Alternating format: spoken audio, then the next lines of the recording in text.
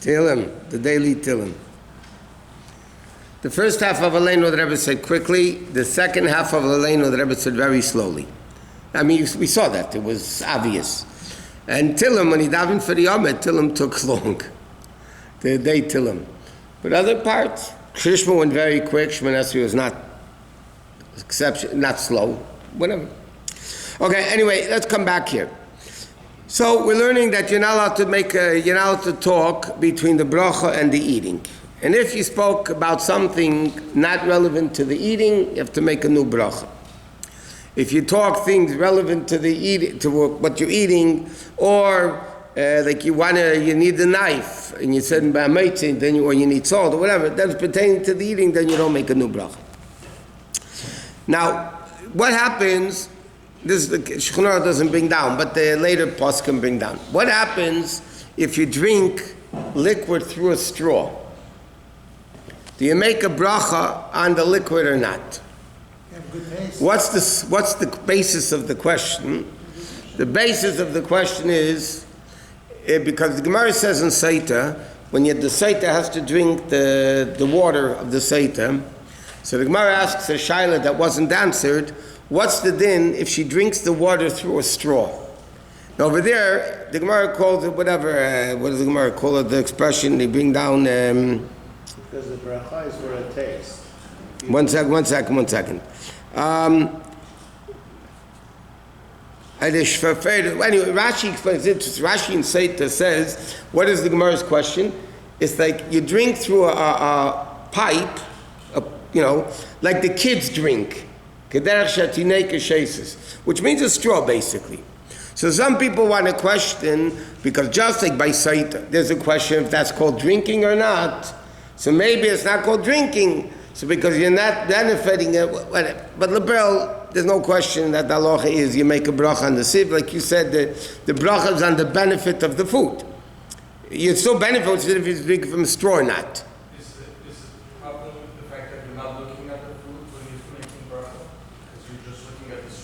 If you hold the food in your right hand, and you know what the food is, and you close your eyes to meditate on the meaning of the bracha, and you don't see the food when you're making the bracha, it's good. But you shouldn't be looking at the food. Normally, when you make a bracha, you should be looking at the food. But what happens if you go, there's some people who do that. Yeah, do me a favor. So then, huh? When you by a river and you say bracha, the water that you said bracha on is not there anymore. I understand that. We'll learn that then later in Shulchan Aruch about that. Okay. By the way, you say the same thing. That's not practical today. Whatever you have, remember the fountains? You press the button and the water comes up. So when you're making a bracha, it's not the water that came up. The water's gone already. It's new water. But up then you make a bracha because it was all part of that contained area. Okay. Anyway. So next is like this. What happens if somebody... Oh, and that is an interesting question they ask. Do you make a bracha on smoking? Because the question is like this. The Magen Avram brings down the shaila, by the way. Because is it similar to somebody who tastes food? Because there's a din we're going to learn now. Let's learn that din and we'll understand the smoking question better. If somebody tastes the food, to know if it needs salt or not, and you taste it and you swallow it and you enjoy it, you enjoy the taste, you have to make a bracha without any question. What happens if you taste it but you don't swallow it, you only taste it and then you spit it out? So then you don't have to make a bracha because you're not eating it, you're not swallowing it. So it says if you're tasting it, you should have kavanah that you want to enjoy it. So now the question is like this. When you smoke a cigarette, you're swallowing, you're inhaling the smoke. But the question is that called benefit? Or is it like smelling psamim? When you smell psamim, you also don't digest it internally, but you do make a bracha.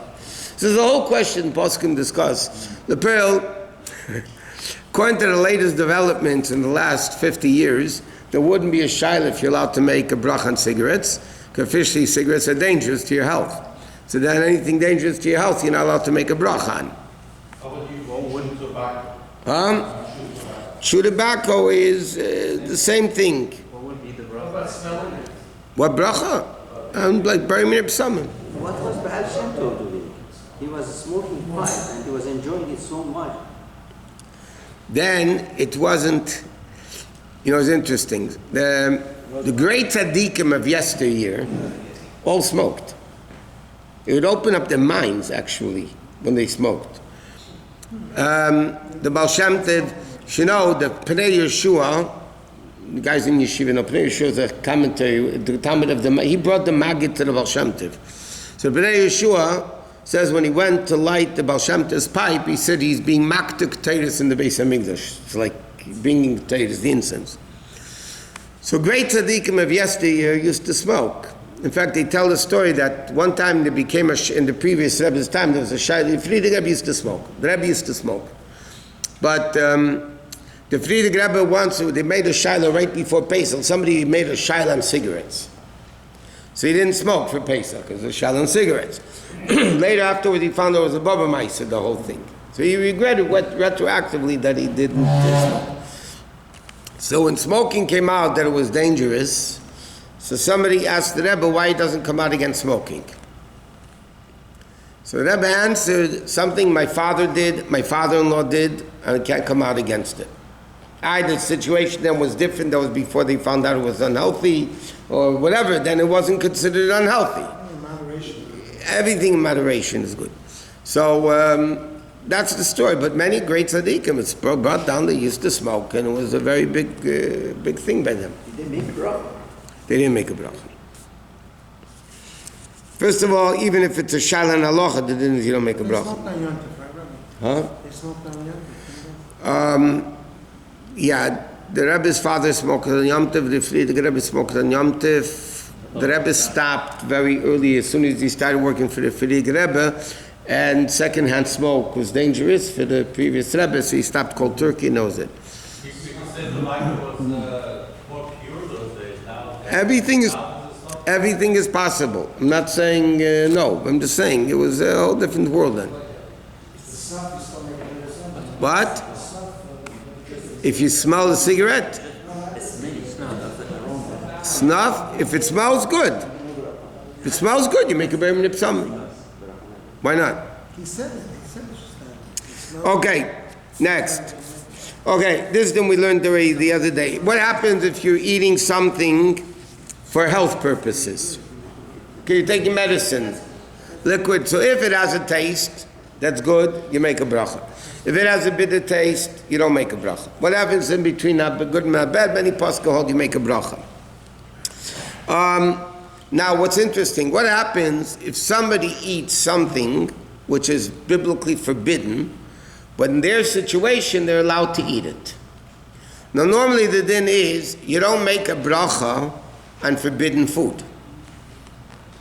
Somebody decides, I had that shayla many years ago, somebody wasn't kosher, but they wanted to make a bracha on the eating. So they asked the question if they can make a bracha on the tray for food. So it's a clear in Shulchan Aruch that you're not allowed to make a bracha on non-kosher food, because the Gemara says, the Gemara in Bava Kama says, you steal something and you make a bracha on ein zeh mevarech al menayitz.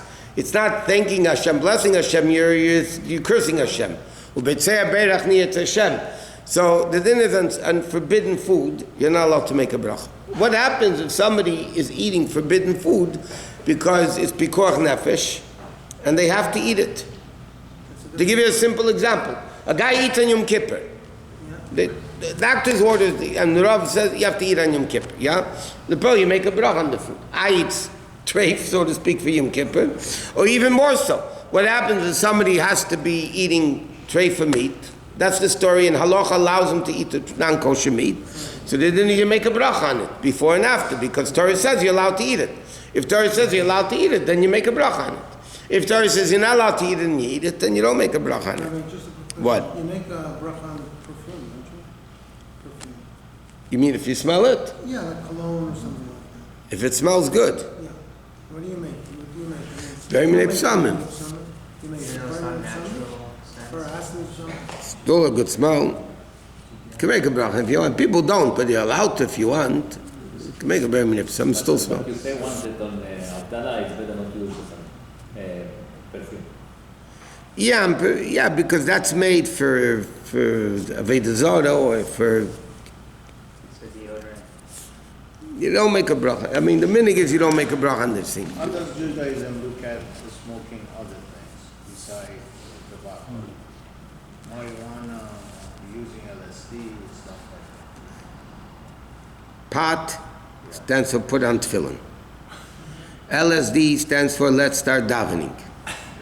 In the 60s, when all these things were very, very popular, that was the big thing, LSD, pot, for us guys that are old enough to remember that. Anyway, so Chabad then came out right away with the slogans, pot is put on tefillin. They would make big sign pot, and small letters put on tefillin, and let's start davening. They had acronyms for all those things. Listen, halachically, you're not allowed to if it's dangerous to your health. Today, many frum people smoke, even though it's proven to be unhealthy. So they'll justify it. I mean, they walk into Eretz Yisrael, I mean, all the people there smoke non-stop, chain smoking. How are they allowed to? They'll find a tatum for it, whatever. But something which is dangerous to your health, you're not allowed to do. Let me ask you a question, while we're off topic anyway. You allowed to eat junk food? You allowed to eat junk food? Is junk food unhealthy? Yeah. Do you make a bracha on it? Yeah. We all make a bracha on junk food. It's unhealthy. So question, what do you mean it's unhealthy? If it's in moderation, it's not unhealthy. If it's... Rabbi Yosef Feinstein, I mentioned this a long time ago. Rabbi Yosef Feinstein has a tshuva. Somebody asked him, there's a din lefnei evil sitim mechshel. Before a blind man, you're not allowed to put a stumbling block. So you're not allowed to help somebody sin. So he asks Shaila, what happens if somebody asks you for a cigarette? You smoke, but somebody asks you, do me a favor, go to the store and buy me a pack of cigarettes. So are you allowed to do it or not? Are you allowed to do it or not? So he holds you're not allowed to because you're not allowed to smoke because it's dangerous. Therefore, if you help somebody buy a pack of cigarettes and give him a cigarette, it's lefnei evil sitim mechshel. That's what he holds. What? Doesn't that have to be on something bad? It has to be like on some, not just bad, it has to be on something alcoholic, it has to be like a piece. The perfume is mamash. It's a good... Perfume is a liquid, but saying at least you have something to smell, just smoke. Paris, good Paris. If it has a very good smell to it, it could be you have to make a bracha. You have to check into it again, but it's possible. The pipes. It's possible you have to make a new bracha. Okay, machin zum zum machen wir mein Kim Schlag alter von Kashemer. Da der Woche sagt so